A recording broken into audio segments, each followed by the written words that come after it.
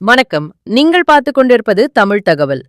தமிழகத்தில் ரேஷன் கார்டுதாரர்களுக்கு ஒரு முக்கியமான எச்சரிக்கை செய்தி. சுமார் 20 லட்சம் ரேஷன் கார்டுதாரர்கள் தங்களுக்கு உரிய மாதாந்திர பொருட்களை வாங்காமல் அரசின் சலுகைகளை மட்டுமே பெற்று வருவது கண்டுபிடிக்கப்பட்டுள்ளது. இதனை அடுத்து விஜய் தலைமையிலான தமிழக வெற்றிக் கழக அரசு புதிய கட்டுப்பாடுகளை விதிக்க தீவிரமாக ஆலோசித்து வருகிறது. தமிழகம் முழுவதும் தற்போது 2,28 லட்சம் ரேஷன் கார்டுகள் புழக்கத்தில் உள்ளன. இந்த கார்டுதாரர்களுக்கு இலவச அரிசி, மலிவு விலை பருப்பு, சர்க்கரை மற்றும் எண்ணெய் உள்ளிட்ட அத்தியாவசிய பொருட்களை வழங்க ஒவ்வொரு கார்டுக்கும் ஆண்டுக்கு சராசரியாக 1000 ரூபாய் வரை அரசு செலவழித்து வருகிறது.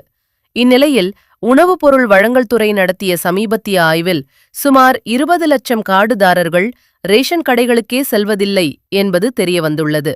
இவர்கள் பொங்கல் பரிசு தொகுப்பு, பொங்கல் ரொக்கப் பணம் மற்றும் சிறப்பு நிதியுதவிகள் போன்ற சலுகைகளை மட்டும் பெற்றுக்கொள்கின்றனர்.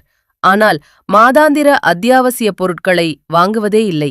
இதனால் அரசுக்கு வீண் பண விரயம் ஏற்படுவதோடு ரேஷன் விநியோகத்தில் முறைகேடுகளுக்கும் வாய்ப்பு உள்ளதாக கருதப்படுகிறது. உண்மையான ஏழை எளிய மக்களுக்கே ரேஷன் திட்டத்தின் முழு பலன்களும் சென்றடைய வேண்டும் என்பதில் முதல்வர் விஜய் உறுதியாக இருப்பதாக தெரிகிறது.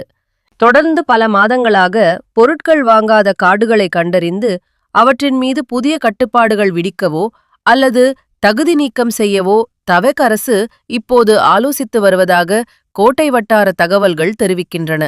இது குறித்த அதிகாரப்பூர்வ அறிவிப்பு விரைவில் வெளியாகும் என எதிர்பார்க்கப்படுகிறது. இந்த செய்தியில் மேலும் புதுப்பிப்புகள் கிடைக்கும்போது நாங்கள் உங்களுக்கு உடனே தெரிவிப்போம். நன்றி.